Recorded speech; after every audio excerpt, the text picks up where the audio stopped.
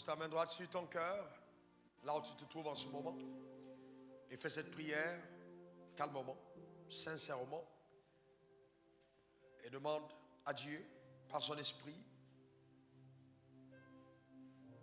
ce que je vais dire. Répète après moi. Éternel mon Père, séjour dans ta présence. Je t'expose mon cœur, car j'ai envie de t'entendre, me parler, et surtout de te comprendre. Illumine les yeux de mon homme intérieur. Ô Seigneur, par ta parole puissante, éclaire-moi. Seigneur, guéris-moi. Seigneur, restaure-moi. Déploie ta main puissante et ton bras étendu sur ma destinée. Ô, fais de moi, Seigneur, ce que je suis déjà en toi. Éternel Dieu, merci. Merci pour l'enseignement sur la prière. Merci de m'aider à prier efficacement et à apporter la révolution dans ma génération au travers de mes prières. Je crois, Seigneur, en ta parole qui déclare que la prière du juste est d'une grande efficacité. Seigneur, merci. Merci, Seigneur. Que ton nom soit honoré au nom suprême de Jésus. Amen. Amen. Et Amen. Père, je te rends grâce.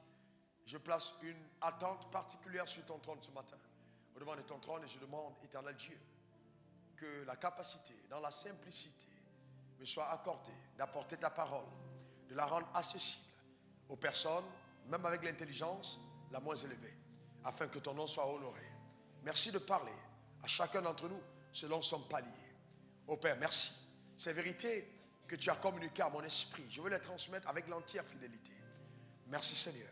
Honore encore ton nom. Glorifie ton nom. En accompagnant ta parole de façon extraordinaire par sa puissance habituelle. Et que nous sortons d'ici, chacun d'entre nous disant, Dieu a parlé à ma vie, Dieu a agi dans ma vie, et ma vie ne sera plus jamais la même. Au nom suprême de Jésus, et que quelqu'un dise Amen 3 fois. Amen, amen, amen. Dis 3 bons Amen. Amen, amen, amen. Tu peux t'asseoir dans sa présence. Amen. Amen. Alors nous allons, je l'espère très bien, clore l'enseignement sur le mystère de la prière ce matin. Et je voudrais rappeler ce que nous avons vu déjà. Nous avons vu que prier, c'était parler avec Dieu. Et que prier n'était pas parler à Dieu, simplement, mais avec Dieu. Donc la prière est supposée être, pour chacun d'entre nous, un moment précieux de communion avec Dieu. Dans un moment où Dieu nous entend lui parler, et un moment où nous entendons Dieu nous parler. Nous avons aussi dit que prier, c'est aussi demander, solliciter, réclamer quelque chose à Dieu. Et nous verrons dans l'enseignement d'aujourd'hui que le rétablissement de la justice de Dieu dans nos vies se fait dans la prière. Je déclare sur ta vie que toute forme d'injustice que tu as subie dans la vie sera réparée au nom puissant de Jésus. Amen. Donc la prière a un caractère mystérieux. Dans ce sens, par la prière, nous relâchons la puissance de Dieu.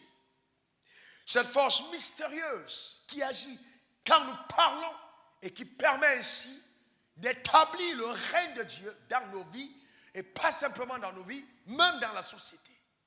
C'est important. Hélas, très peu d'entre nous ont la révélation réelle de ce que leurs prières sont capables de faire. Je te garantis que ton avenir glorieux est sécurisé par tes prières. Donc prier, c'est quelque chose de très important. Mais hélas, dans nos assemblées, nous constatons que quand nous parlons de prière, très peu de personnes sont enthousiastes en ce qui concerne la prière. Eh bien, c'est simple, c'est parce qu'on a fait la prière au moment des rituels, un rituel, quelque chose de charnel, dépourvu de sa présence et de sa puissance. Donc, ce n'est plus un moment jouissif, mais un moment pénible. Ce n'est pas ce que la prière est supposée être. La prière est la voie d'accès assurée pour une provision évidente des promesses de Dieu à ton égard. Donc, quand tu pries, tu as la certitude que toutes les promesses que Dieu t'a faites arriveront. Donc, ça veut dire quoi? Ça veut dire que ton pasteur peut ne pas être loin. Mets-toi dans la prière, tu amènes à manifestation ce que le ciel t'a réservé. Donc, ta vie n'est plus dépendante des hommes, mais dépendante de Dieu. Et c'est pour ça que le voile a été déchiré de haut en bas. C'est extraordinaire. Et je vois chacun d'entre vous arriver dans cette dimension de la prière.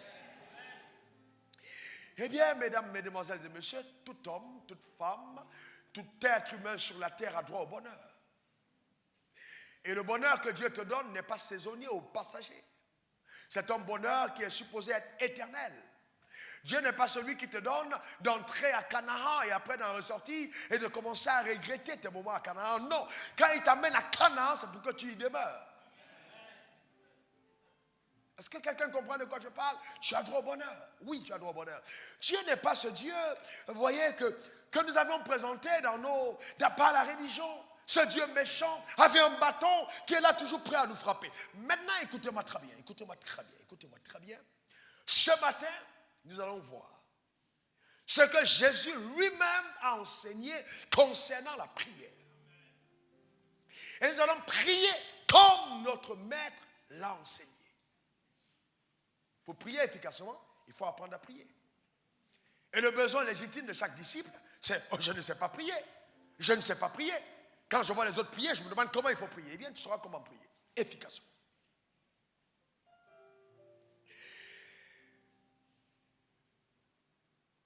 Et il dit, pour venir directement au sujet du jour,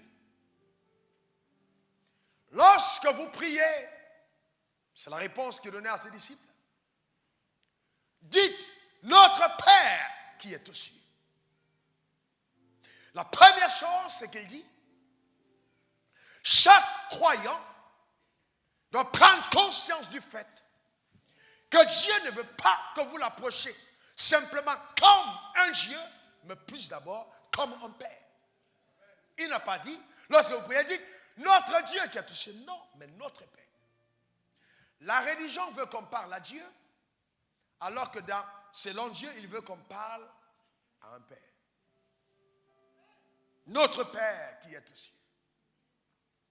Et c'est très bien qu'il n'ait pas dit au ciel, pour qu'on pense que Dieu est là-haut, très loin.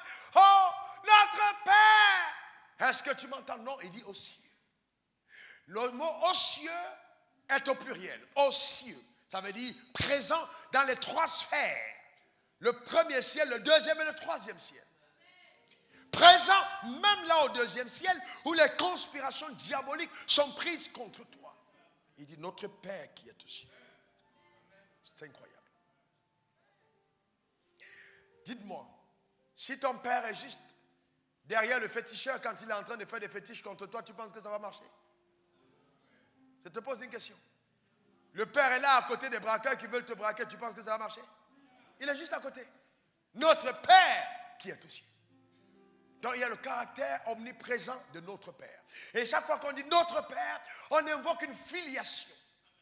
N'oubliez pas que ici, vous savez, Jésus parle dans le contexte de la loi. Il était encore sous la loi. Parce qu'il n'était pas encore mort. La grâce commence par sa mort et sa résurrection. Donc tout ce qui se passe avant sa mort, c'est la loi. Et il dit, dites notre Père. Vous savez que les gens qui n'étaient pas juifs ne pouvaient pas dire notre Père. Parce qu'il n'y avait aucune alliance entre Dieu et les non-juifs.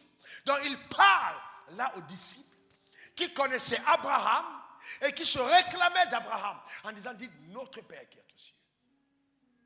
Donc il évoque l'alliance. Et vous devez comprendre ceci, bien aimé. Ça va changer radicalement votre manière de prier. Vous savez, quand vous approchez Dieu comme mon Père, vous avez la révélation des obligations de Dieu à ton égard. Obligation. Notez ce mot, obligation. Les religieux n'aiment pas l'entendre. Oh, pasteur, tu es en train de dire que Dieu est obligé? Oui, oui, il est obligé. Il y a des choses que Dieu est obligé de faire pour toi. Parce que chaque fois qu'on parle d'alliance, on parle de contrat entre deux parties. Et avec des obligations pour l'un comme pour l'autre. Donc ce n'est pas, amen, tu n'approches pas un méchant peur qui peut-être fera. Non, sûrement. Sûrement il agira. Dis à ton voisin, sûrement Dieu me fera du bien. Alléluia. Amen. Souvent seul dans votre voiture, dites sûrement Dieu me fera du bien. Vous devez être à même, vous devez constamment déclarer, confesser, répéter à vous-même et à votre homme intérieur, à votre pensée, à votre âme, que vous croyez que votre Dieu est fidèle et que sa fidélité est inébranlable. C'est très important. Parce que si vous n'avez pas la révélation de la fidélité de Dieu, vous n'aurez pas d'engouement à aller vers Dieu. Dieu est un Père.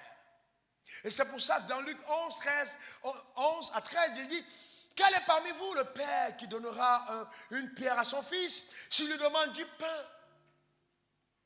Bon, je ne sais pas si Jésus dira la même chose aujourd'hui. On a quand même des pères capables de le faire aujourd'hui. Hein? Non. Qui va donner la pierre à son pain, à son fils, s'il demande du pain? On n'en a pas, n'est-ce pas? Ton fils vient te voir et puis, imagine que toi, ton père est riche. Et il vient et dit, papa, je veux du pain, tu lui donnes le caillou. Tu peux faire ça? Mais pourquoi donc, si nos pères ne peuvent pas faire ça, nous avons tendance à croire que Dieu va le faire pour nous? Et voici l'argument, oh non, non, oh, Dieu ne va même pas, non, il ne peut même pas agir pour toi.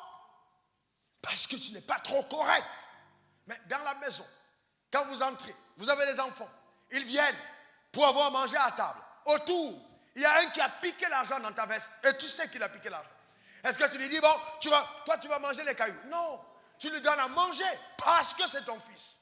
Pourquoi donc, méchants comme nous sommes, nous faisons du bien à nos enfants et nous pensons que Dieu ne nous fera pas du bien à cause d'un acte qu'on a posé? Non, c'est vrai, et je le dirai plus tard, nos actions peuvent être une grande entrave à notre exaucement. Mais quand nous approchons notre Père, nous avons la révélation de sa bonté. Amen. Notre Père est très bon. Il est extraordinairement bon. Amen. Il dit, qui de vous va donner un serpent à son enfant s'il lui demande du poisson? Si donc méchant comme vous êtes, vous savez donner de bonnes choses à vos enfants. Oh, j'aime ça. Vous savez donner de bonnes choses à vos enfants. Peut-être ton père ne t'a pas donné de bonnes choses parce qu'il n'en avait pas. Mais au moins apprécie le niveau de bonnes choses qu'il t'a donné. Mais vous savez le donner à vos enfants. À combien plus forte raison votre Père céleste donnera-t-il le Saint-Esprit à ceux qui le demandent? Et écoutez bien, donnera-t-il le Saint-Esprit? Écoutez. Certaines personnes disent non, c'est le Saint-Esprit. Eh bien oui, attention. Le Saint-Esprit, je dirais, c'est la chose la plus précieuse que Dieu donne à un être. Le Saint-Esprit, c'est lui-même. Si Dieu se donne à toi, mais qu'est-ce qui peut encore te refuser? Il se donne à toi. Vous savez, dans l'Ancien Testament, le Saint-Esprit descendait de temps en temps sur certaines personnes. Mais dans le Nouveau Testament, il vient résider en toi. Dieu fait de toi sa demeure. Dis-moi, comment Dieu peut descendre, habiter en toi et te refuser ce que tu demandes? C'est insensé. C'est insensé, non. Notre Dieu veut faire du bien à chacun d'entre nous. Mais nous nous privons des bienfaits de Dieu à cause des concepts erronés que nous avons sur la personne de notre Dieu. Notre Père qui est aux cieux. Et vous savez, dans Hébreu, l'écrivain dira ceci, chapitre 4, verset 16, approchons-nous avec assurance du trône de la grâce. Approchons-nous donc avec assurance du trône de la grâce. Le vrai problème, c'est que beaucoup d'entre nous ne savons pas approcher Dieu avec assurance. On prie, mais on se dit, peut-être que Dieu exaucera. Non, la Bible dit assurance. Donc quand je vais dans la prière, je vais produire des résultats. Je vais obtenir des évidences. Je vais être exaucé. Je vais appeler à manifestation des choses que je ne vois pas encore parce que je prie. Donc, une fois que je comprends que la prière a cette dimension, dites-moi, est-ce que je ne veux pas aimer la prière? Imaginez un seul moment qu'on organise un temps de prière, on dit, ok, on va venir prier, et après la prière, toutes les personnes qui vont rentrer auront un chèque d'1 million. Même les personnes qui ne sont pas de l'assemblée vont venir. Est-ce que vous comprenez? Chacun va venir récupérer le chèque bien après, parce qu'on sait qu'après la prière, il y a un chèque. Mais bien aimé, vous devez avoir la révélation dans votre esprit que chaque moment que vous passez dans la prière va vous apporter au-delà même du chèque de 1 million qu'on pourra vous donner. Cette révélation va vous pousser dans la présence de Dieu. Vous savez, Dieu m'a dit un jour, c'est en l'an 2000 aux États-Unis, il m'a dit, chaque fois que vous demandez aux gens de faire quelque chose, dites aux gens quelle est la récompense qui est rattachée au fait qu'ils le fassent. Quand les gens ne comprennent pas la récompense derrière l'action, ils n'agissent religieusement ou ils n'agissent pas du tout. Il faut comprendre la récompense. Il y a une énorme récompense à prier. C'est incroyable prier. On a vu beaucoup de choses que la prière soit capable de faire. Donc, on approche le trône de la grâce avec assurance, afin d'obtenir miséricorde. Voyez, quand vous lisez la Bible, lisez-la bien. Obtenir miséricorde. Vous savez, obtenir miséricorde. Ici, l'écrivain parle aux personnes qui ont sûrement commis une faute. Parce que la miséricorde n'est disponible que pour ceux qui ont enfreint la loi. On ne parle pas de miséricorde pour celui qui est juste dans sa conduite. On parle de miséricorde pour celui qui a commis une faute. Alors, nous disons, ok, j'ai commis une faute, je ne peux pas m'approcher de Dieu, Dieu va me frapper. Car sa houlette et son bâton me rassurent. Dans le site de Psaume 23, sa houlette, le bâton en question, ce n'est pas le bâton pour frapper la brebis, c'est le bâton pour éloigner. Vous voyez, le lion et l'ours qui essayent d'aller à la brebis. Ce n'est pas le bâton pour te frapper, non. Oh, Dieu va te frapper, tu vas voir. Non, non, Dieu ne va pas te frapper. Mais il a un bâton pour éloigner le lion et l'ours qui va essayer de t'atteindre. Même quand tu es blessé, il prend le temps de soigner tes blessures et de te ramener dans le truc. Voilà le cœur de Dieu pour toi. D'accord? Donc, venez obtenir miséricorde et trouver grâce. Quand on parle de trouver grâce, c'est obtenir la faveur imméritée. Bien aimé, chaque fois que vous priez, je vous garantis, vous êtes en train d'amasser dans votre compte bancaire céleste des faveurs inhabituelles à votre égard sur la terre. La prière déclenche la grâce de Dieu. C'est quand on prie qu'on grandit dans la grâce, qu'on voit la multiplication de la faveur. Je déclare sur ta vie, accomplis cela au nom suprême de Jésus. Alléluia. Amen. Amen. Et la grâce est aussi une capacité. Ne faites rien sans prier. Ne faites rien sans prier. Dépendez de Dieu avant de faire ce à quoi Dieu vous a appelé. Même au travail. Si vous arrivez au travail, priez avant de travailler. Vous allez vous rendre compte que votre productivité devient majeure. J'ai un problème avec les enfants de Dieu qui ne sont pas productifs. L'intelligence, c'est de nous. La lumière, c'est de nous. On appelle les autres illuminés. Ce n'est pas eux les illuminés, c'est nous les illuminés. Il faut suivre le message sur les illuminés. C'est nous qui avons la lumière. L'intelligence, l'excellence, c'est de nous. Mais ces choses ne sont possibles que quand on passe le temps dans la prière. Dans la prière. Obtenir, vous voyez, la grâce de Dieu, afin d'être secouru dans ses besoins. Donc, quand nous prions, Dieu vient au secours de notre aide, de notre vie. Il nous comble. D'accord? Il pourvoit nos besoins. Dans la prière extraordinaire. Donc, passer le temps dans sa présence, c'est avoir l'assurance de ses besoins comblés. Je déclare sur ta vie que le ciel te comblera. Au-delà de toute imagination, au nom suprême de Jésus. Au point où toi-même, tu seras la première personne étonnée, estomaquée de ce que tu verras Dieu faire à ton égard.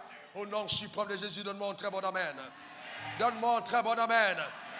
Quand les marabouts du coin te faisaient des déclarations mensongères, tu faisais de mieux amen que ça. Amen. Sois dans la joie, l'homme qui parle est loin. Donc quand je dis ces choses, c'est qu'elles vont arriver dans ta vie. Donne-moi un meilleur amen. Amen. Alléluia. Amen. C'est très important, bien-aimé. Donc, la prière est le moyen le plus sûr par lequel le croyant verra Dieu voler à son secours et pourvoir à ses besoins. Donc, Dieu, le moyen le plus sûr par lequel Dieu vole à ton secours et qu'il pourvoit à tes besoins, bien qu'il agira au-delà de ce que tu demandes. Parce qu'il est ton Père, il ne faut jamais l'oublier, au-delà. Donc, notre Père, si je sais donc que mon Père est bon, si je sais donc que mon Père est vraiment ce Dieu merveilleux, alors quand j'arrive et que je commence à prier, je commence par la louange. Je loue mon Dieu.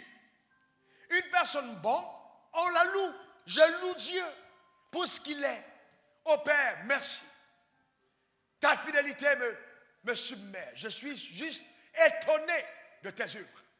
Quand je regarde à ma vie, bien aimé, vous savez, j'entends le Seigneur me dire, de vous dire, ne rends pas Dieu, grâce à Dieu pour ce que tu obtiens dans le monde physique seulement.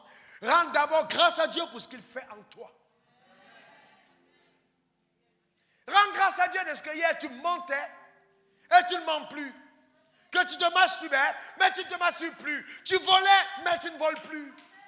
Tu passais tes nuits dans les bars, mais aujourd'hui, à 21h, tu es chez toi. Rends grâce à Dieu de ce que tu lis la Bible et que tu vas à l'église. Remercie Dieu pour ce nouveau style de vie qu'il t'a donné. Vous savez, apprécier ce que Dieu fait. Père, je te remercie pour ça. Merci, papa. Amen. Remercie-le. Même si ton mari aujourd'hui semble être le mari le plus méchant de la terre, rends grâce à Dieu de ce que tu as comme mon mari. Et que tu as célébré le mariage avec faste, avec beaucoup de millions. Remercie le Seigneur de ces moments glorieux que tu as vécus. Et crois en Dieu qu'il restaurera, n'est-ce pas, ces moments-là. Vous comprenez ce que je suis en train de dire? Parce qu'on a tendance, souvent le diable est très subtil et rusé, il nous amène à dévaloriser ce que nous avons déjà. Et à juste courir après ce que nous n'avons pas. Ça c'est faux. Appréciez ce que Dieu a déjà fait. C'est ça la vraie louange, avec votre cœur. Célébrez Dieu. Et chantez des cantiques dans sa présence. Faites entendre la voix. Chantez. Vous savez, la majorité, il y a des cantiques. Il y a beaucoup de cantiques que nous chantons ici, que j'ai écrit moi-même. Et il y a d'autres qu'on est encore en train de travailler là-dessus. Pourquoi? Parce que je chante. Et je chante des chants nouveaux. Dans sa présence. Je danse, je claque des mains, je crie, je saute. Dans sa présence, je ne pense pas à qui je suis, mais à qui il est. Et je ne suis rien devant lui. Alors à lui seul mérite la gloire. Donc ne te dis pas, je suis trop riche, je suis trop grand, je suis si. Non, la louange, ça c'est pour les jeunes, ça c'est pour les enfants, ça c'est pour les pauvres. Non, la louange c'est pour les héros. David était un roi. Il s'est levé pour danser avec les forts, il a dansé, il a célébré Dieu devant son peuple. C'est ça un homme. Vous voyez, faites attention mesdames, si votre mari fait une semaine sans louer Dieu dans la maison, il est probable que ce soit un indicateur qu'il est en train de louer quelque chose ailleurs. Parce que quand votre cœur n'est plus droit avec Dieu, la louange tarit dans vos lèvres. Vous n'arrivez plus à louer Dieu. Vous pouvez prier, mais vous ne louez plus. Vous levez les mains comme ça, elles tombent. Vous faites tout le sport possible, ça descend.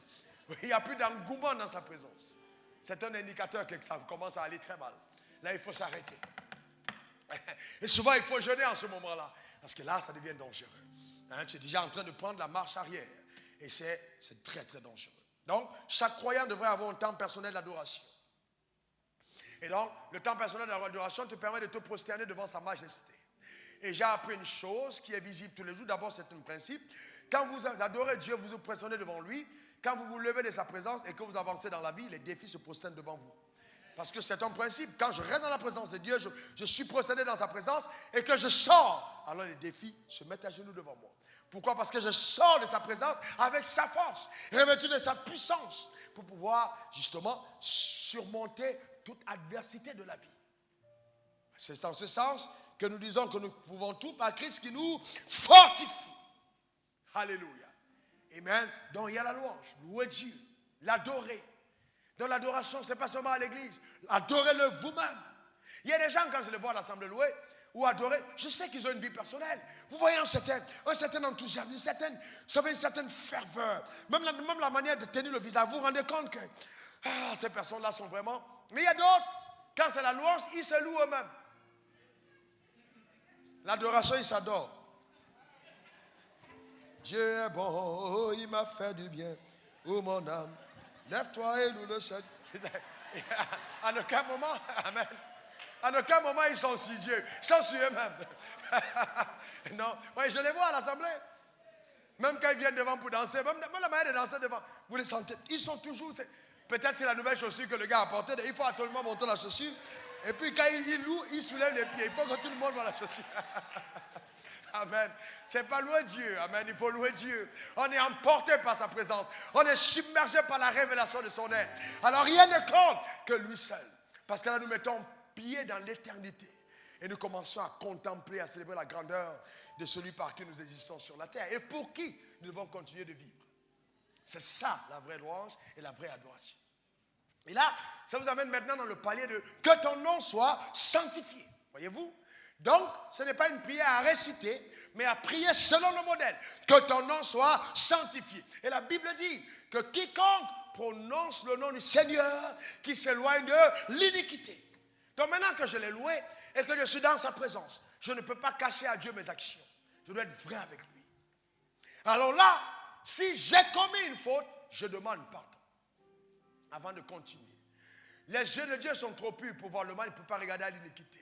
Donc il ne faut pas qu'il y ait un blocage dans ma relation avec Dieu, qu'il y ait quelque chose qui l'embarrasse. Alors je demande pardon pour ce que j'ai pu faire.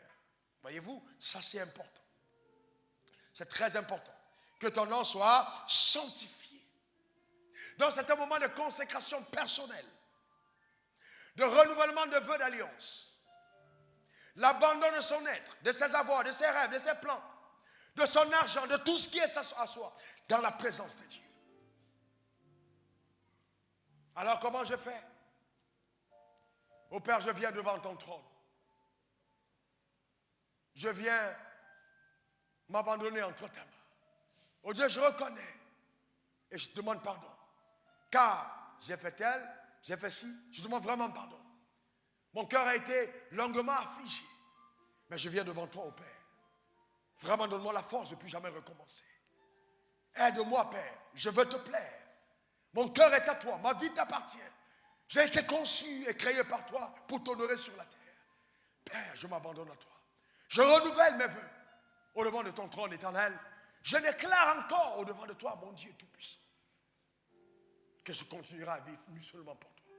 Donc, c'est un moment personnel de consécration et d'abandon entre les mains de Dieu. Père, je te rends grâce pour mes affaires.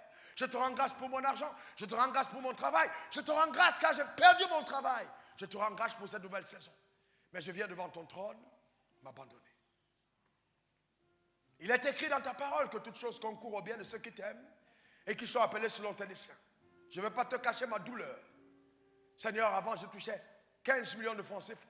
J'avais une maison de fonction. J'avais des voitures. Maintenant je n'ai plus rien. Je veux bien croire en ta parole qui dit que toutes choses concourent à mon bien. Mais Seigneur, comment est-ce que tu vas faire ces choses? Mais je crois quand même. Je crois. C'est douloureux dans mon âme. Je viens devant ta face, oh Dieu. Aide-moi. Viens au secours de mon incrédulité. Aide-moi, Seigneur. Je veux demeurer attaché à toi et continuer de te servir. Même dans le manque, même dans le peu que j'ai aujourd'hui, je vais simplement te rendre grâce parce que je sais que d'autres ont tout perdu, mais moi je suis encore en vie. Merci Seigneur. J'abandonne tout ce qui est à moi entre tes pieds. À tes pieds pour faire ta volonté. Et donc, vous savez, en ce moment, vous êtes en train de sanctifier votre âme et de sauver jour après jour votre âme et échapper ainsi au piège de l'enfer futur. Parce qu'il y a des personnes qui ont été habituées à commettre des choses et qui ne s'en repentent plus. Et qui continuent de prier. Et devant Dieu, ils sont devenus insensibles au mal. Ces personnes ont commencé à dévier la trajectoire du ciel. Et c'est très dangereux. Très dangereux. Si vous sortez un poisson de l'eau et vous le jetez hors de l'eau et que le poisson ne se débat pas, ça veut simplement dire qu'il est mort. Un enfant de Dieu qui ne se débat pas quand il est sorti des voies de Dieu, ça veut dire qu'il est spirituellement mort. Et ça, c'est dangereux. Que ton nom soit sanctifié. C'est dans ce moment que nous renonçons nous-mêmes La Bible dit dans Luc 9, verset 23, si quelqu'un veut venir après moi, qu'il renonce à lui-même, qu'il se charge chaque jour de sa croix et qu'il me suive. Oui, c'est dans ce moment qu'on renonce à soi-même. La prière prend une autre dimension. Imaginez-vous Jésus à Gethsemane. Oh Père, si cela était possible que cela ne soit ôté, mais non ma volonté, mais la tienne. C'est dans la prière. Pourquoi? Il a renoncé à lui-même. On lui a proposé de faire de lui le roi d'Israël. Il était prêt, il pouvait gagner les élections. Mais il dit non. Mais d'où lui est venue cette force? C'est dans la prière. Si vous ne priez pas, je vous garantis que les choix de la chair vont exposer votre vie à la déception et la ruine. Il faut prier pour être gardé sur le chemin étroit qui mène au salut, que très peu de personnes empruntent. À cette heure de la fin, à la 11e heure ou bientôt, on verra venir notre maître. Je suis certain, bien aimé, je vais vous dire ceci, beaucoup de personnes s'égarent du chemin de la consécration. C'est le meilleur chemin. Si quelqu'un veut venir après moi, qu'il renonce à lui-même. Qu'il renonce à lui-même, qu'il se dépouille de lui-même, qu'il se décharge de lui-même et qu'il épouse les voies de Dieu. Qu'arrivera-t-il si Dieu te dit, on veut te nommer ministre, mais moi je dis, tu refuses ce poste, tu ne prends pas ce poste, je veux que tu ailles construire une ferme dans un village et que là-bas, tu puisses évangéliser les gens à partir de la ferme. Comment feras-tu? Parce que les critères de succès de notre génération, c'est oh, on m'a nommé, j'ai une voiture, j'ai réussi. Mais les critères de Dieu, ce n'est pas les mêmes critères des hommes. Ça passe par la croix. Douloureux à ta chair, difficile à l'entendement humain. Mais alors que c'est le chemin en or pour ta destinée. Comment tu agiras? Comment tu feras? J'avais 25 ans. 25 ans et demi. Quand j'ai été nommé pour la première fois vice-directeur d'une école biblique, j'avais 25 ans et demi. Et tout le monde était heureux pour moi. C'était un jeune homme qui est allé très vite, radicalement à une conversion rapide, 2 ans d'école biblique, paf, tout de suite après nommé vice-directeur. Et j'étais en train d'adorer le Seigneur et de prier comme je vous enseigne. Quand j'ai entendu Dieu me dire, ce n'est pas suffisant, va te former. Va te former, va à l'école missionnaire. Je n'avais jamais entendu parler d'école missionnaire. Je ne savais même pas que ça existait, les écoles missionnaires. Alors j'ai commencé à faire des recherches. Et je suis tombé sur un document justement du ministère qui parlait d'une école missionnaire. Et j'ai eu la conviction qu'il fallait que j'y aille. Et donc maintenant pour y partir, il fallait payer environ 3 500 $. Donc à cette époque, je touchais 25 000 francs CFA par mois. Quand je suis entré dans le bureau de mon leader, je croyais qu'il allait être enthousiaste. Je dis, waouh, Dieu t'a parlé, tu vas à l'école missionnaire. Quand j'ai parlé, il était froid. Il m'a regardé. Et dans son regard, il semblait me dire, c'est vraiment pas ce qu'il faut faire. Mais dans la présence de Dieu, j'avais reçu qu'il fallait le faire. Mais vous voyez dans l'ordre, quand Dieu vous parle, vous voyez passer dans le moment de communion avec Dieu, vous devez entendre Dieu vous parler. Quand Dieu vous parle, ne soyez pas pressés, ne soyez pas emportés, ayez la sagesse d'attendre le temps convenable. Ça aussi, c'est dans la prière qu'on reçoit cette sagesse. Oh, je veux me marier. Oh oui, Dieu m'a dit, je veux me marier. Oui, attention, attention, attention, attention. Dieu m'a dit, tu vas te marier. C'est vrai. Il pouvait te le dire quand tu avais 2 ans. Ça ne veut pas dire que tu te maries à 3 ans. Est-ce que vous comprenez? Et il y a encore l'intelligence de savoir poser une autre question à Dieu. Mais quand, Seigneur? Ensuite, mais qui, Seigneur? Mais comment est-ce que vous faites si vous ne priez pas? Vous allez être emporté par toutes les propositions et commencer à juger sur les bases charnelles. Et c'est ça le drame de beaucoup de nos sœurs. Ah, c'est un bon plan. Il vient à l'église avec une grosse voiture. Il est toujours bien habillé. Il sent bon. Hey. Après, ça commence comme ça, oh pasteur, mais après, il est gentil, il est gentil. Quand le mot gentil arrive, ça veut dire que la séduction a son terme. Là, il n'y a aucune prière qui change. Si tu commences à insister, la soeur te dit, pasteur, dans tous les cas, il y a une autre église de l'autre côté, je peux aller prier là-bas. Alléluia.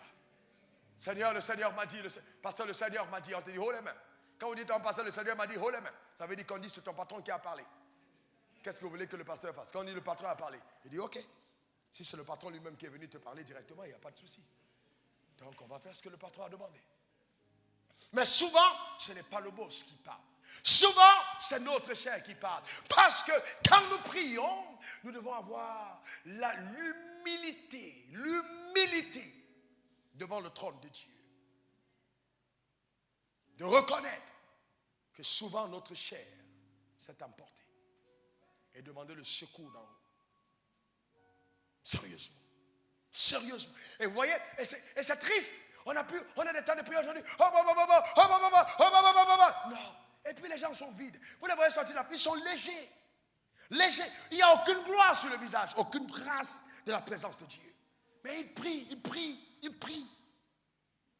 Aucune gloire. Je dis, mais qu'est-ce qui se passe? Parce que les gens ne rencontrent pas Dieu quand ils prient.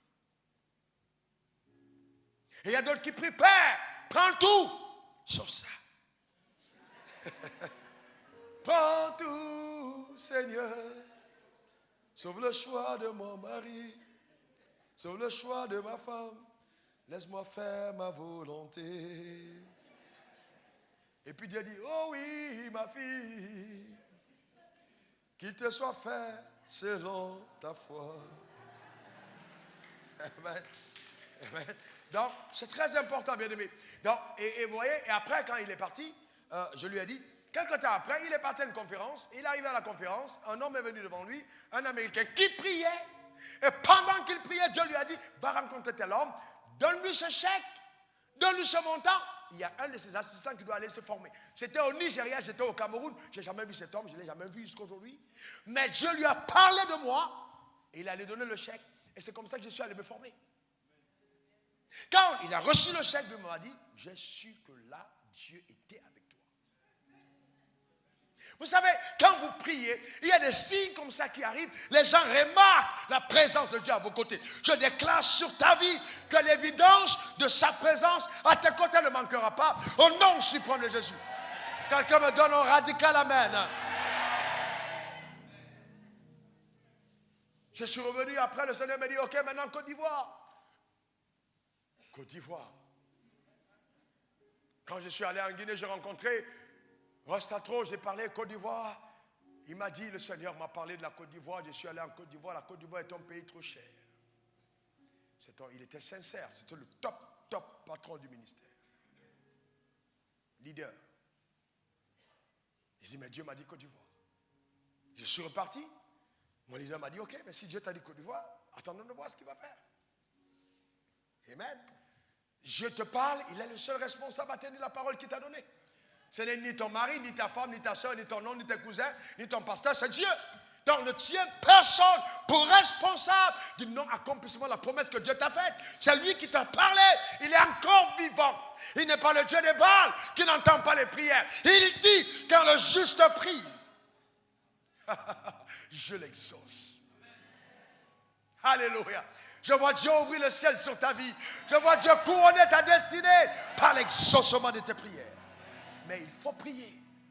Il faut prier. Il est responsable des paroles qu'il te donne. C'est ça la prière. Les choses doivent bouger. Il y a une alliance entre toi et ton Père. Il dit, mes brebis entendent ma voix. Et je les connais, elles me suivent. Oui, dans le temps de prière, tu dois entendre sa voix. Dis, je vais entendre ta voix. Dis-le comme si tu le crois. Ah oui, dis, je suis conduit par le Saint-Esprit. Alléluia.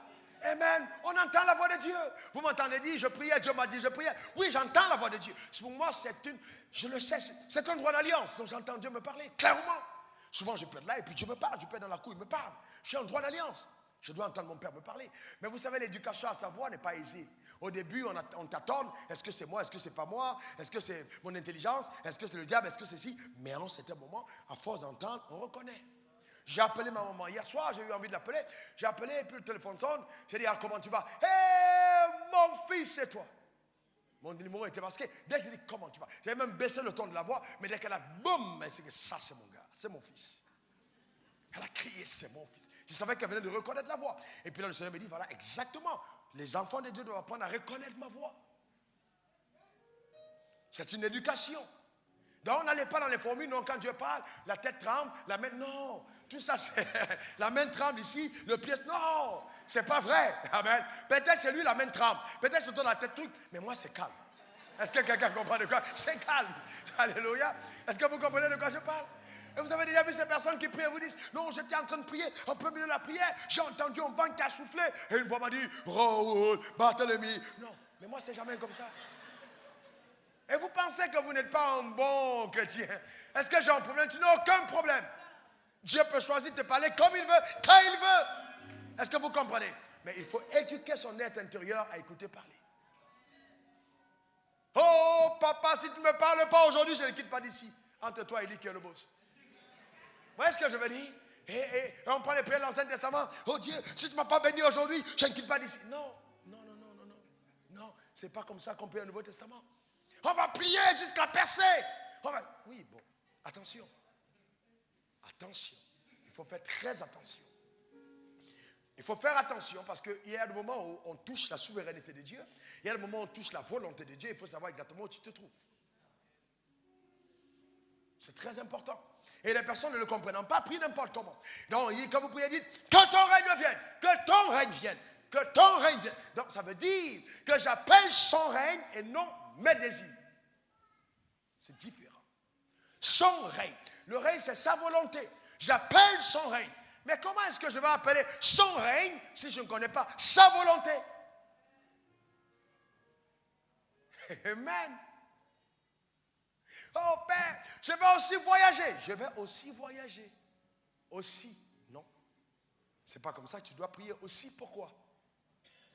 Bien aimé, écoute-moi très bien. Tu peux être ici et ne jamais voyager, être l'homme le plus heureux de la terre. Oh non, moi aussi, je vais aller dans les plages. Si, non, et puis on entend des messages. Toi aussi, tu diras, oui, mais quelle est la volonté parfaite de Dieu pour ta vie? Tu peux juste aller à Mono Gaga et être très heureux. Sérieusement, aller juste à Assini et puis être dans le bonheur. C'est pas, vous savez, vous devez démystifier. C'est un cliché de la société. Et vivre dans le chemin parfait de Dieu. Faites attention. Dieu n'est pas obligé de bénir les pas que vous prenez s'il ne les a pas lui-même ordonnés. Il y a des hommes de Dieu qui sont morts dans les crashs d'avion parce que la veille, Dieu lui a dit ne bouge pas, reste à l'église, prêche, et il n'a pas obéi. Et il est mort dans le crash. Donc écoutez, la volonté de Dieu est que ton règne vienne. Que ton règne vienne. Que ton règne vienne. Que ton règne vienne. Ton règne, ce que tu veux voir. Que ton règne. Et j'ai dit la dernière fois que là, nous entrons dans la phase des prières horizontales. Horizontales. Vous ne pouvez pas prier sans autorité. Les gens pensent que quand ils entendent parler et prêcher avec force, je la prends dans la prière.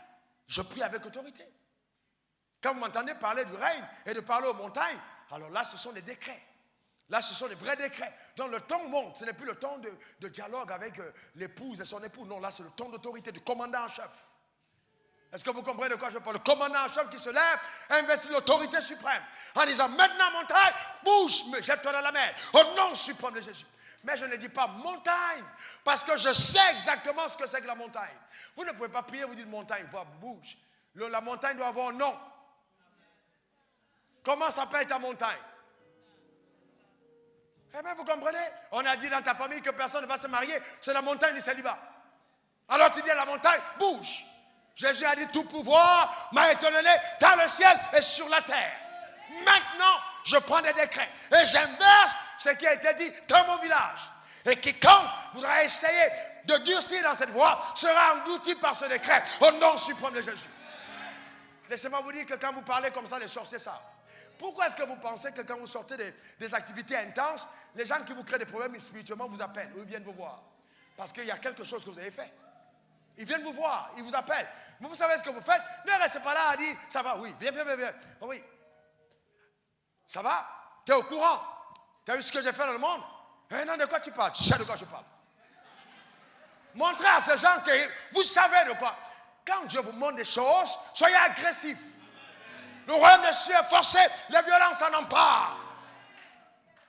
Dites-leur la vérité. Que si tu continues dans cette voie, on va t'enterrer. Oh, il est impoli. Comment est-ce qu'il parle comme ça à son nom? La politesse peut te faire mourir avant ton heure. Est-ce que quelqu'un comprend de quoi je parle? Là, on règle les affaires spirituelles. en disant, voilà ce qui se passe. Mais maintenant, vous baissez le ton, vous parlez de Jésus. Il y a une voie de sortie. Jésus est la solution. Dans ton cas, Jésus, fais attention, l'enfer existe. Prenez temps avec l'évangile. Il va baisser la tête ou elle va baisser la tête. Vous gardez le contrôle de la situation. Vous ne priez pas pour baisser la tête devant les sites. Non, non, non, non, non. Est-ce que vous comprenez? Non, vous ne le faites pas. Vous ne faites pas ça. Vous commandez. Est-ce que quelqu'un me comprend? Enlève ta main droite, dis, je prends des décrets, j'ordonne, je commande, et la chose arrive. Alléluia. Amen. C'est là la prière. Marc 11, verset 23-24. Je vous le dis en vérité, si quelqu'un dit à cette montagne, quel est le nom de ta montagne? Bas dans ta Bible, mets le nom de la montagne, remets-la à côté. Ou bien mets-la à la ligne, tu mets un truc pour rejoindre une montagne. Pour préciser que cette montagne, tu parleras ce matin et elle doit partir. Ton amen me dérange.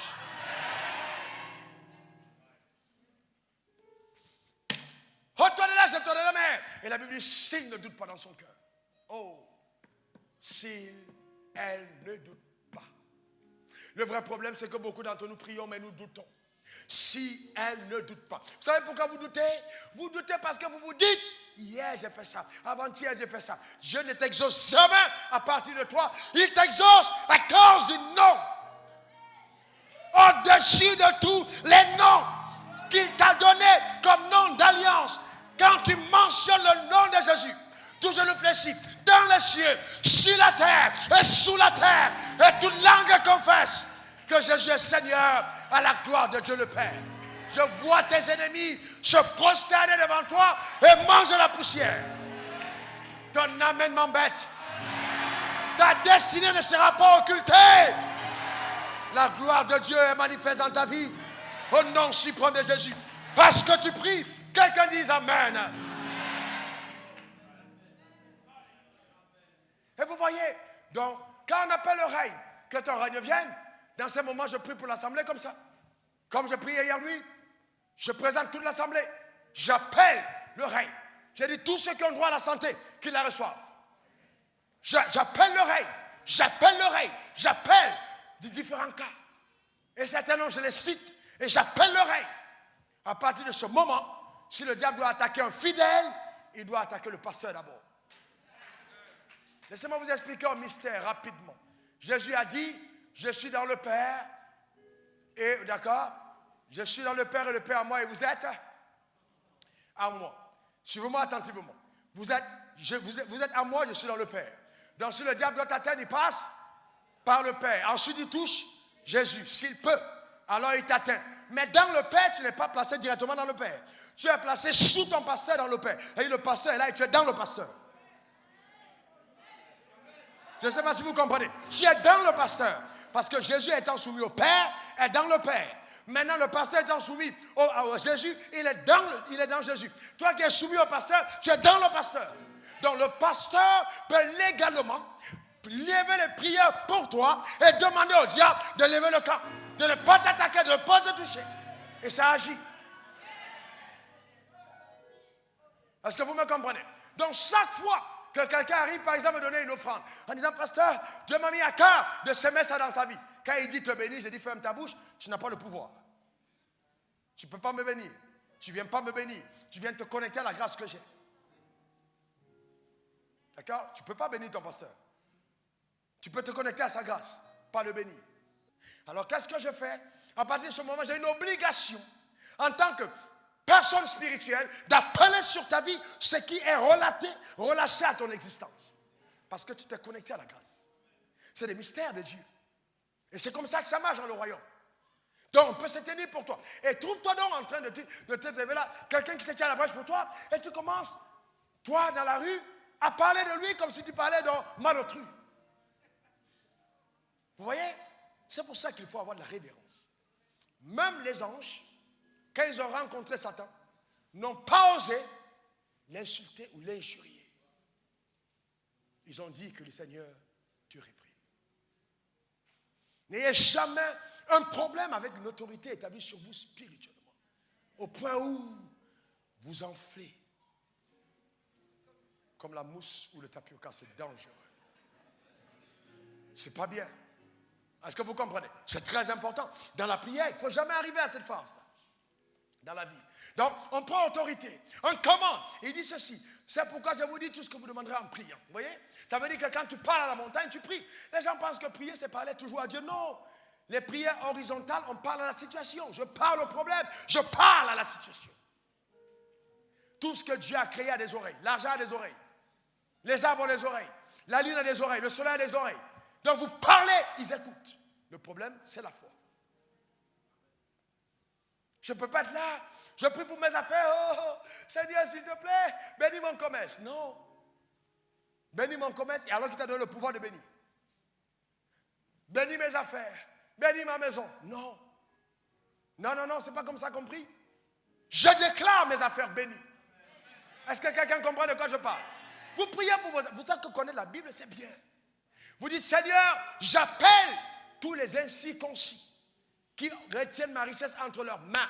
Quand il est écrit dans ta parole, tu as donné aux païens d'amasser pour que le juste puisse en jouir.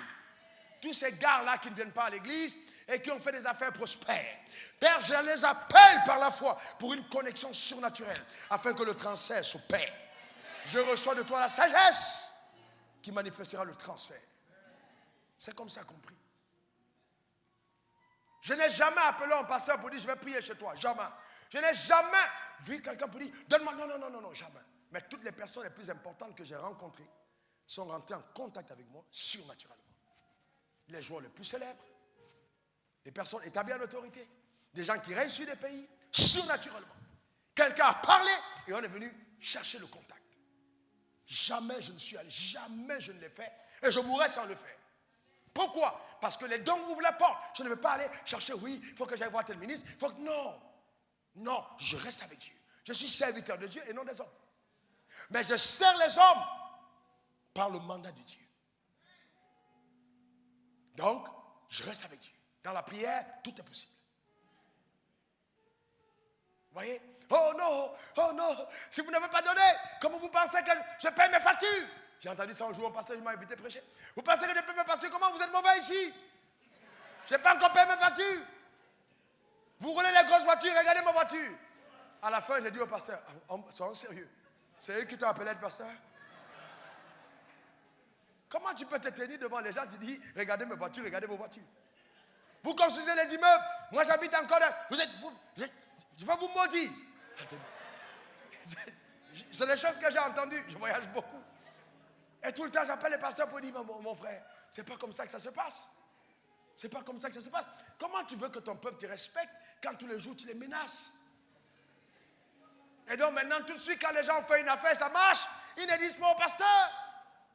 Parce que le lendemain, on va dire, oh, j'ai eu une vision, Dieu m'a montré. Ou bien on appelle un pasteur, viens, pasteur, viens prêcher chez moi dimanche.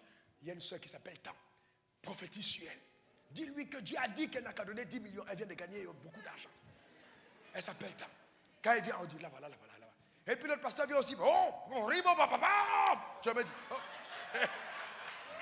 Je me dis, oh. Et puis la soeur de l'autre côté aussi, on dit, n'est-ce pas, tu t'appelles Tam? Tu t'appelles Tam? Oui.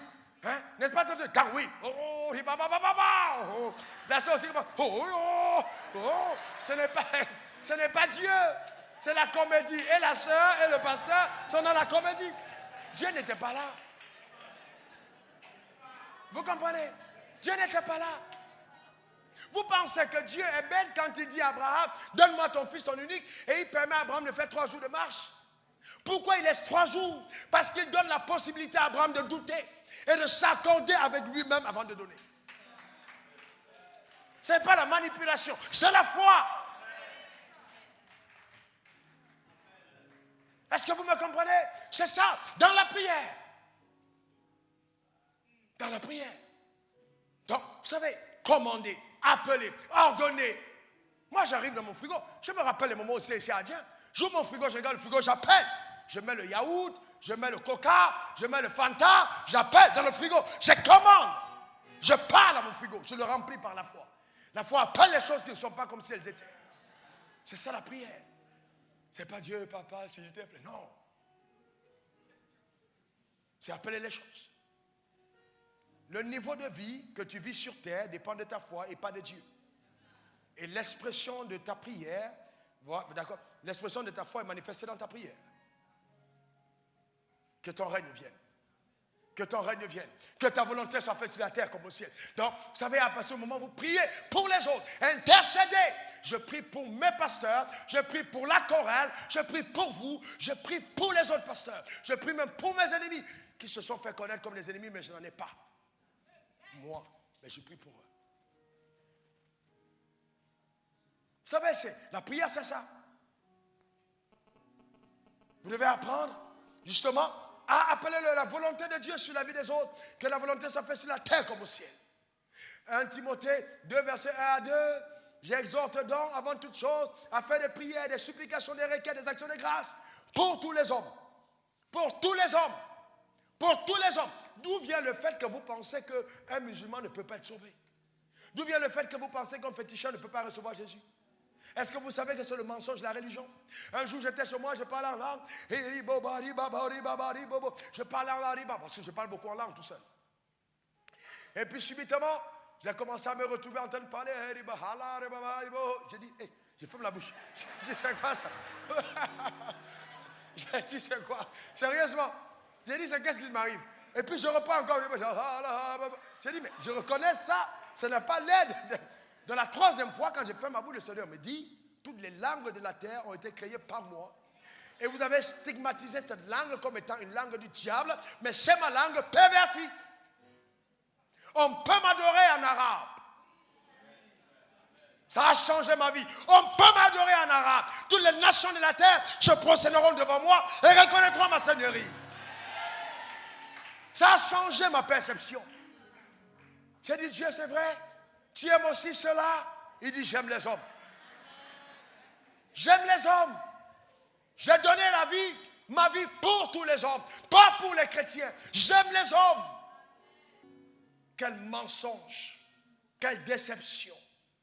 Et nous appelons ça prière, alors que c'est du fanatisme, c'est de l'extrémisme, c'est de l'égoïsme. Ça n'a rien à voir avec l'amour de Dieu. L'amour intercède pour les autres. L'amour ressent la douleur pour les autres. L'amour prie pour les autres. Parce que j'aime. On dit ton voisin est mort. Tu vas simplement au funérailles, tu n'as même pas en peine pour savoir où il est parti. Tu l'as croisé au moins 1225 fois dans la vie. Et chaque fois le Saint-Esprit dit parle de Jésus, tu ne parles pas. Et puis tu viens, oh, Dieu, tu es bon, alléluia. Tu n'as pas pris la peine de prier pour lui. Soyons généreux dans nos prières. Prions pour les autres. Parce que par nos prières, Dieu peut sauver la multitude. Je vais conclure en disant ceci, bien-aimé. Ton Père n'est pas le juge unique. On nous a enseigné, oui. Vous savez, Dieu veut qu'on insiste. Regardez la parabole du juge unique. Il faut insister, insister. Il va te répondre. Non. Vous savez, et de manière erronée, nous avons pensé que pour que Dieu exauce, il faut qu'on prie trop longtemps. Mais il dit, ne soyez pas comme eux, qui pensent que c'est à force de trop prier. Non. Tu peux lever ta main et puis tu demandes quelque chose à Dieu à l'instant, c'est fait. Tout dépend de ta foi. Tout dépend de ta foi. Vous voyez? Donc c'est très important. C'est très important. La Bible dit, et Dieu ne fera-t-il pas justice à ses élus qui crient à lui jour et nuit? Tardera-t-il à leur égard? Donc Dieu dit, il veut exaucer sans tarder. Je prophétise sur ta vie une saison d'exaucement rapide, sans tarder. Quelqu'un dise Amen. Et vous savez, quand la Bible dit que Dieu ne fera-t-il pas justice, ça veut dire quoi? Écoutez-moi très bien. Être malade, c'est injuste. Être pauvre, c'est injuste. Avoir des problèmes dans sa famille, c'est injuste. Donc, selon la justice divine, le ciel doit être vécu sur la terre, doit être vécu sur la terre. Donc, quand tu n'y arrives pas, c'est injuste. Donc, tu dois appeler le ciel afin qu'il rétablisse sa justice. Dans la prière. Dans la prière. Est-ce que Dieu ne fera-t-il pas justice à ses élus? Tourne-toi vers ton voisin de gauche, tu dis, je m'appelle Raoul Wafo. Je suis le fils de Dieu et je sais sur qui je compte. Regarde-moi bien. Mon Dieu est dans le processus de rétablir ma justice. Ce que tu vois aujourd'hui, trop inférieur à ce que tu verras bientôt. Écoute, note mon numéro de téléphone. Ok? Tu pourras plus tard m'appeler pour apprendre des témoignages de ce que Dieu fera. Amen. Est-ce que quelqu'un comprend de quoi je parle? Est-ce que tu peux acclamer le Seigneur pour sa fidélité? Amen. Alléluia. Amen. Que ta volonté soit faite sur la terre comme au ciel. Donne-nous notre pain quotidien. Non, non, ne priez jamais comme ça. Le pain quotidien, c'était les Juifs qui le demandaient parce qu'ils étaient maudits pour le pain. On a dit à Adam, d'accord, tu mangeras le pain à la sueur de ton front. Donc le pain était, il savait qu'il y avait la malédiction du pain. Mais toi, tu n'as pas de malédiction du pain. Elle a été ôtée. Comment tu vas être là tous les jours, tu dis donne-moi ton pain quotidien, alors que Dieu a dit qu'il pourvoira à tous tes besoins. Alors qu'il dit, ne demandez pas ces choses, c'est les païens qui les demandent. Jésus a rétabli l'ordre, on dit ne demandez pas ces choses. C'est les païens qui les cherchent. Vous, cherchez pour moi le royaume. Le pain, les maisons, on vous donnera. Vous n'avez même pas besoin de demander. Si vous focalisez votre vie à ne demander que du pain, vous êtes misérable. Vous êtes sous l'influence de la loi. Parce que dans la loi, on était maudit en disant, mangerez le pain à la sueur du front. Mais dans la grâce, cette malédiction est ôtée. Elle n'existe plus. Maintenant, on a accès au pain par la foi. Ce n'est plus pas demander tous les jours. Demande le pain, demande le pain, demande le pain. Dites-moi, imaginez votre enfant vient tous les jours. Papa, est-ce que je peux manger aujourd'hui? Demande la nourriture d'aujourd'hui. Demande la nourriture demain. Vous savez que vous faites le planning. Un bon père planifie les repas des enfants. On planifie. Et il dit, bon, on va faire un break. Prenez les enfants, allez les envoyer faire des vacances à tel endroit. Qu'ils aillent chez tel homme, chez tel tante. Il planifie. Il épargne même pour les enfants. Et vous dites, votre père qui est si riche, qui tient le monde entre ses mains, veut que chaque jour tu viennes manger une portion de pain. Ça, c'est pas normal. Ça, c'était sous la loi. Maintenant, le pain que nous demandons, c'est le pain de sa parole. L'homme ne vivra pas seulement de pain, mais de toute parole qui sort de la bouche de Dieu. Alors, j'ouvre ma Bible et je dis, Dieu, parle-moi. Voyez, tu arrêtes la prière, tu prends la Bible et tu continues la communion. Vous voyez, certains d'entre nous, on pense que quand on a commencé à lire la Bible, la prière est finie. Non, elle continue. C'est une autre phase de communion avec Dieu, mais par sa parole. Et là, la Bible te parle. Au commencement était la parole était avec Dieu, la parole était Dieu. Dieu te parle. Et fais attention de prendre ce qu'il a dit à Abraham comme te concernant. Tu vas te retrouver au Maghreb là-bas alors qu'il ne t'a pas envoyé. Vous voyez ce que je veux dire? Donc Dieu te parle par la parole. Il te parle par son esprit. C'est une autre alliance. Et on voit des gens qui sont là. Et on a transformé l'église. Alléluia, amen. Alléluia, amen. Ça fait 3 jours que je n'avais pas mangé. J'étais à la maison. Et puis, ma tante est passée. Elle m'a donné 500 francs pour que je mange. J'ai acheté 2 pains et un poisson. Est-ce qu'on peut bénir le Seigneur? Alléluia, amen. Et puis, l'église acclame. Vous voyez, notre Dieu est bon. Notre soeur a eu 2 pains et un poisson. Bien aimé. Ça, c'est la malédiction.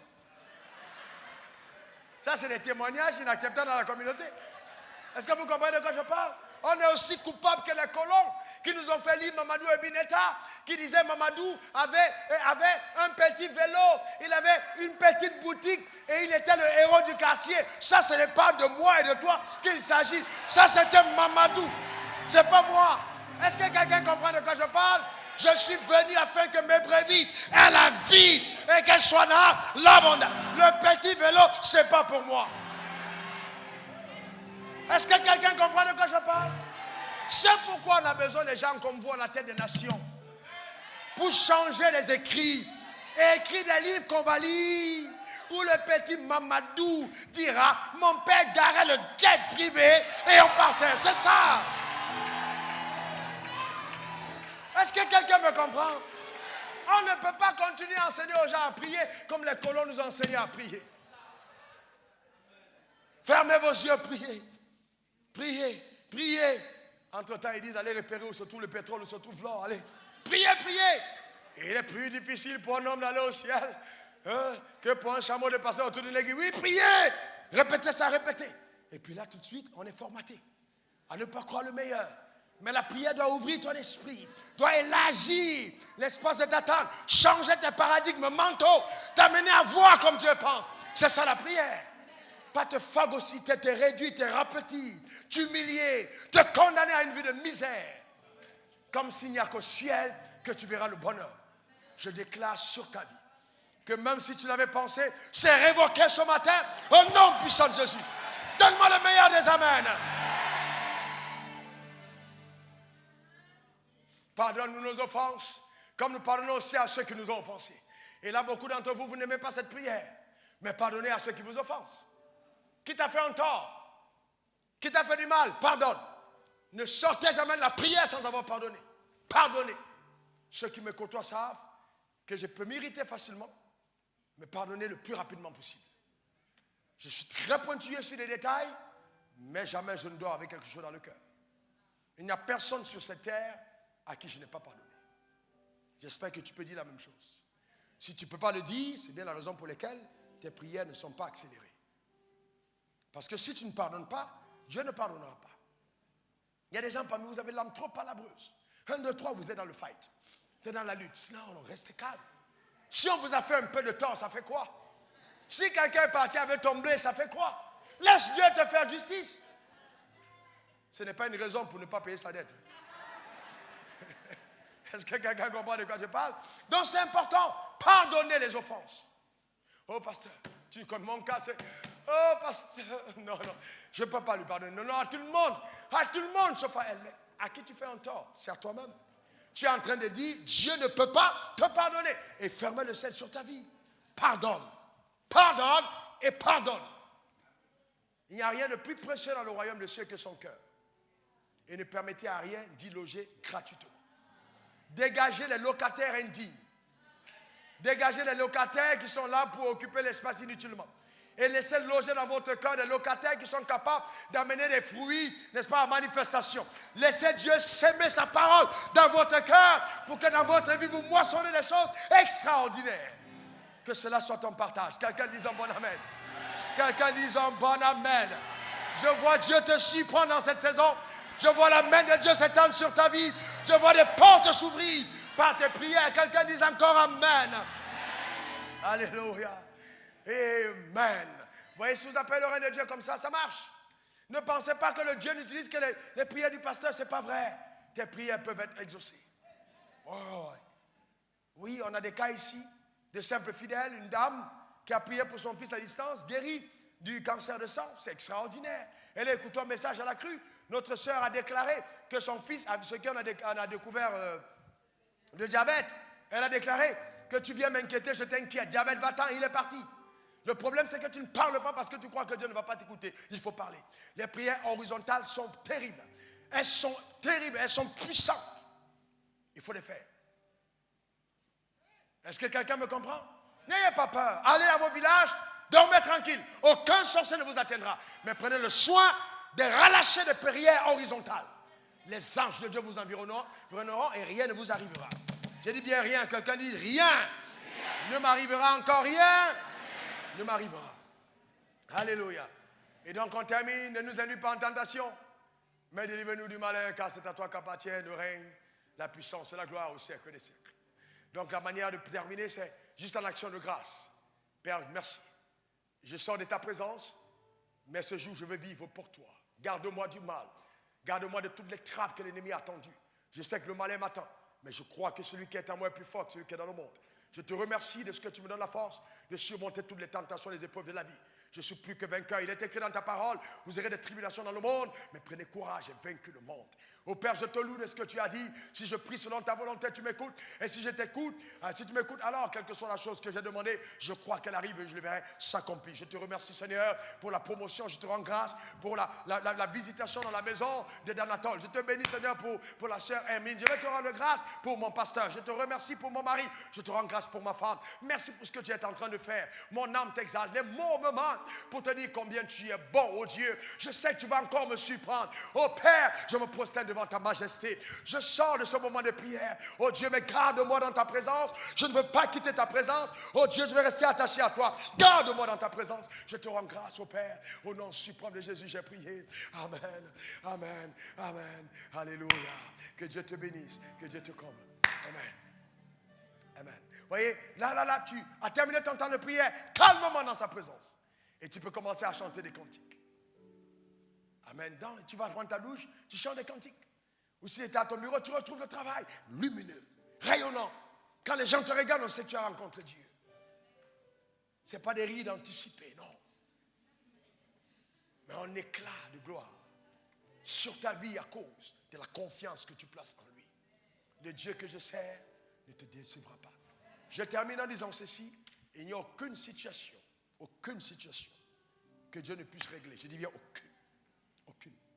aucune situation. Il n'y a aucun péché que Dieu ne puisse pardonner. Aucune maladie qui ne puisse guérir. Aucune situation qui ne puisse restaurer. Le Dieu que nous servons est extrêmement fidèle. On en fait la preuve tout de suite. Je vais te demander de prendre juste 2 minutes. Identifie la montagne qu'il a en face de toi. Et on va parler à la montagne. Tu vas parler toi-même à la montagne ce matin. Juste 2 minutes. D'accord? Juste 2 minutes. Amen. Juste 2 minutes. Identifie la montagne maintenant. Et parle à la montagne. Élève ta voix et commande à cette montagne de partir au nom de Jésus. Élève ta voix maintenant. Élève ta voix maintenant et parle. Fais des prières horizontales. Parle à la montagne. Parle là où tu es. Parle à la montagne. Commande qu'elle parte.